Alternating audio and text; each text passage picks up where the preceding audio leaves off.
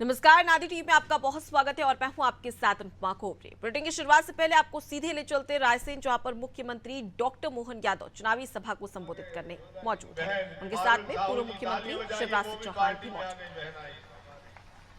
हमारे दाऊ बैठे हुए हैं, हमारे रावत जी, पटेल साहब, पंचासीन हमारे जोधा सिंह अटवाल साहब, विष्णु जी, कमल जी, साहू जी, मंडल अध्यक्ष यहाँ के युवा, जगदीश जी लोधी जी, विजय शुक्ला जी, दीपक जी, हरिराम जी यादव जी, संदीप जी लोधी जी, यहाँ के अध्यक्ष नगर पालिका, सुदर्शन जी, घोसी जी, पूरे पार्षदगण उनके, पुष्पेन जी, जनपद अध्यक्ष मेहरबान सिंह जी, जनपद सरपंचगण, कमल जी सोनी, श्री ओपी दुबे जी, वरिष्ठ हमारे श्री भगवान सिंह जी, श्री पंडित लक्ष्मी नारायण चतुर्वेदी जी, ओम प्रकाश जी राठौर साहब, अजब सिंह जी लोधी जी, पूर्व अध्यक्ष रामलाल जी सोनी जी, बलराम जी, नत्थु सिंह जी बड़वैया, सभी उपस्थित हमारे मंचा सिंह शिखर जी, जैन साहब, पूर्व नगर पालिका अध्यक्ष कामकाज जी, सुरेश जी, राकेश भार्गव जी, अजय जी, जाट जी, बहन गायत्री नगरिया जी, जिला अध्यक्ष महिला मोर्चा मोहित लोधी जी, जिला पंचायत के सदस्य राजा दिग्विजय सिंह जी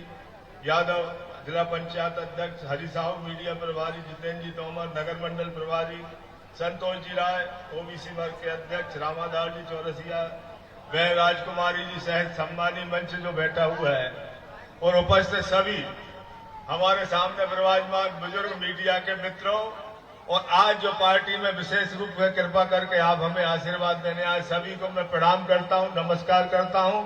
और आप सबको इतनी गर्मी में बहनें पंखा लाडली बहनाएं बैठी हैं, पंखा चला रही, खुद चला रही है। माननीय मोदी जी, माननीय शिवराज जी, माननीय मोहन जी के फोटो रखे, सभी लोग हाथ में उनका उपयोग कर रहे हैं और काफी संख्या में बाहर भी दिख रहे हैं। लेकिन आज ऐतिहासिक दिन है बेगमगंज की पवित्र धरा पे, और आज ऐसे हमारे नेता तो जिनके मार्गदर्शन में क्षेत्र का चहुमुखी विकास किया, पुराना बेगमगंज, नया बेगमगंज, कितना सौंदर्यीकरण हो गया बेगमगंज का, सिंचाई योजना हो गई, पेयजल योजना हो गई, सड़क हो गया, ITI किया माननीय शिवराज जी चौहान साहब, कॉलेज कर दिया, बहुत बड़ा 100 बिस्तर का अस्पताल देने वाले नेता भी आज मौजूद यहाँ है और उसको आगे बढ़ाने वाले, लाडली बहना को 1250 और पैसा बढ़ाने वाले दोनों नेता यहाँ विराजमान। गरीबों को अब 5 साल तक इलाज निःशुल्क अनाज मिलेगा, 70 साल के लोगों को हमारे घोषणा पत्र में 5 लाख तक का निःशुल्क इलाज होगा। ये बहुत बड़ा काम माननीय मोदी जी, माननीय मोहन जी की सरकार कर रही है। आयुष्मान कार्ड से हटकर उनके फार्म भरा रहे हैं। माननीय मोदी जी के नेतृत्व में हम सब आगे बढ़ रहे हैं। मध्य प्रदेश में माननीय मोहन जी महाकाल की नगरी से पधारे, बनारस से माननीय मोदी जी, माननीय शिवराज जी चौहान साहब, कितने अद्भुत काम अपने मध्य प्रदेश में क्षेत्र का विकास किया, सिंचाई योजना, पेयजल योजना, गरीबों के कल्याण की योजना, इन सब योजनाओं को देने वाले नेता है। और गर्मी का मौसम, 7 मई को चुनाव होना है। 7 मई को हम लोगों को क्या करना है? एक तरफा जिन्होंने हमारे लिए विकास दिया, उन्होंने आशीर्वाद दिया, जनता का आशीर्वाद लेने, आपका दर्शन करने आए हैं। 7 मई को एक कमल खिला के, कमल का बटन दबा के रिकॉर्ड मतों से हमारी पार्टी, हमारे नेता, ऐसे नेता जो देश के अंदर इनका नाम माननीय मोदी जी के साथ जा रहे हैं, विकास करेंगे, विकास के दरवाजा खुलेंगे। और हम लोग तो आपके सेवा में लगे हुए। हमने जो किया बताइए, सड़कें बन गई कि नहीं, पूरे गांव की बनवाई कि नहीं बीजेपी ने? बताइए, हाथ उठा के बताइए, बन गई नहीं? पेयजल योजना हो रही है, मकान बन गए कि नहीं? ये सब काम हमने कर रहे हैं। बेगमगंज का सौंदर्यीकरण, नगर पालिका, पूरी टीम हम लोगों ने आपकी सेवा की है। 7 मई को पूरी ताकत के साथ हमारे लोकप्रिय नेता, हमारे मार्गदर्शक, जिन्होंने पदयात्रा की, रात भर यहाँ रुकते थे, रात को बिजली चली जाती थी तो हम आंदोलन कर रहे थे धुल्ला जला के। आज ऐसे नेता जिन्होंने हमारे क्षेत्र को जो मांगा वो हमने दिया। सुल्तानगंज रोड चले जाइए, अस्पतालों का देख लीजिएगा, ऐसे सब काम आज वो हमारे मध्य पधारे और हम लोग उनको आज सुनेंगे, उनका आशीर्वादन, उनका दर्शन भी करेंगे। उनको सुनने के लिए देश में, पूरे देश से लोग बुलाते हैं। आज वो हमारे यहाँ है तो उनको हम ज्यादा सुनेंगे। मैं ज्यादा बीच में चर्चा नहीं करते हूँ। हमारी टीम के पदाधिकारी, संगठन की टीम है, सरपंचगढ़ है, आज जो लोग मिले उनको प्रणाम करता हूं कि आप थोड़ा आते आते देर कर दी है थोड़ी। विधानसभा में जाते तो नक्शा क्षेत्र का और होता। मैं कई लोगों से मिला, कहने लगे हमको ये लग रहा था कि कांग्रेस की सरकार आएगी इसलिए हम चले गए। तो भैया लेकिन अब तो कांग्रेस मिट गई, अभी जिंदगी में नहीं आना। और माननीय मोदी जी अच्छा काम कर रहे हैं, माननीय शिवराज जी चौहान साहब जैसा नेतृत्व हमको मिला है।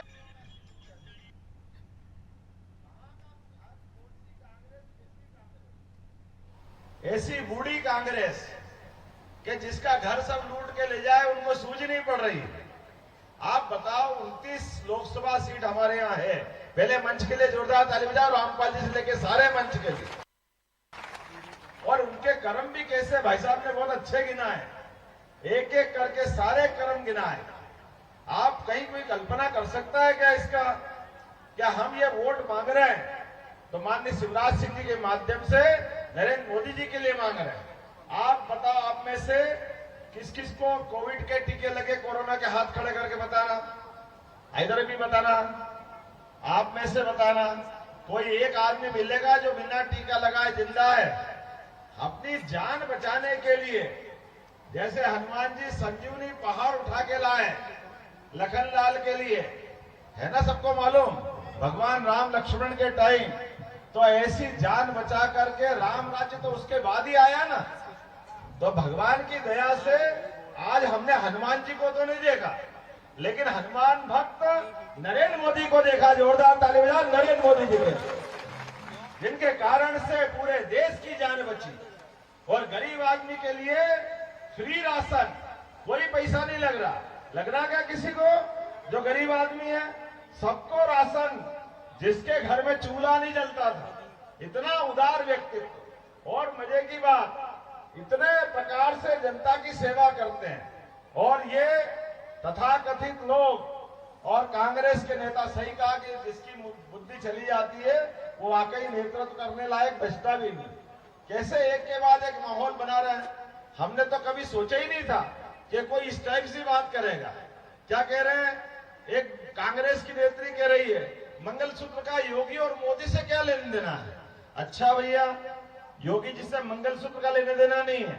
आप अंदाज लगाओ राजा राम के काल में क्या हुआ था। माता सीता का अपहरण हो गया जंगल में, लेकिन हनुमान जी से मुलाकात हुई राम जी की, और सुग्रीव के साथ सेना के साथ चले ढूंढने। और वो लड़ाई किस बात की थी?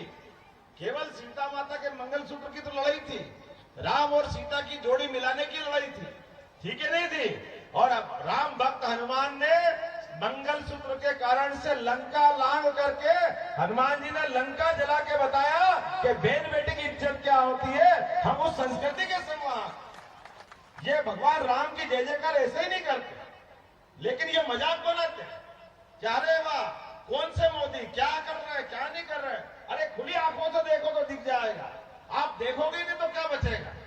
आपके मन में इस बात का प्रेम चाहिए कि आज एक ऐसा व्यक्ति जिसका स्वयं का कोई मकान नहीं, आप बताओ मोदी जी का कोई मकान है क्या? कोई जमीन है क्या? अरे वो जी रहे तो अपने लिए, सरकार में आ रहे तो अपने लिए, केवल सब पूरी 142 करोड़ लोगों के लिए जीवन का भला करने के लिए और दुनिया में मानवता की स्थापना करने के लिए। आप यहां से लेकर वहां तक, आप बताओ अयोध्या में राम पैदा हुए कि नहीं हुए थे? आप बताओ कहां पैदा हुए थे? आप बताओ कहां पैदा हुए थे? जोर से बताना कहां पैदा हुए? आप बताओ कहां पैदा हुए?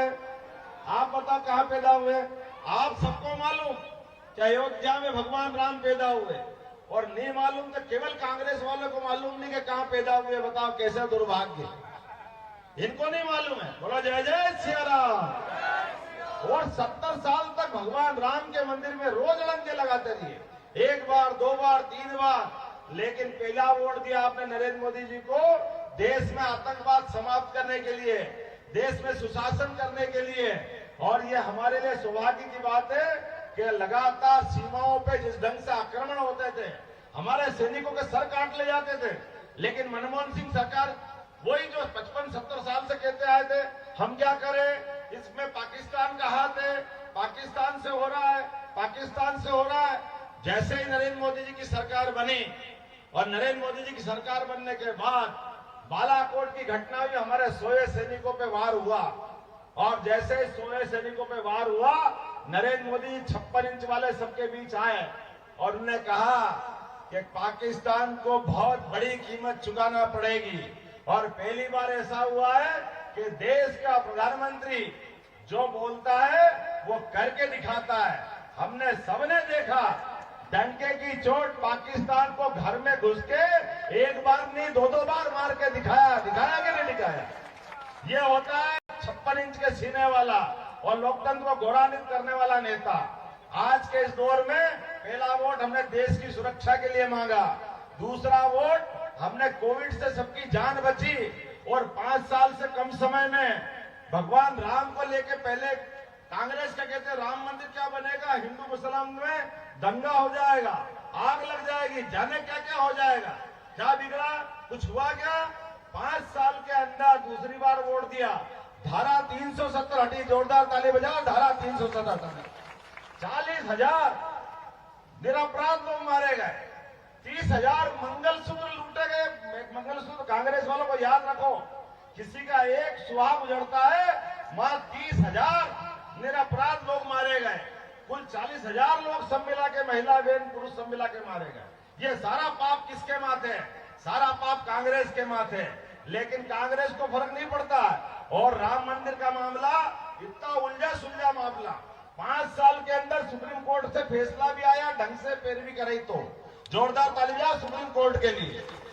और फैसला आने के बाद न केवल भूमि पूजन हुआ बल्कि लोकार्पण भी हो गया और धूमधाम से 22 जनवरी के दिन भगवान राम मुस्कुराए कि नहीं मुस्कुराए? जय जय श्री राम। अब हम सबके लिए चुनाव का मौका है।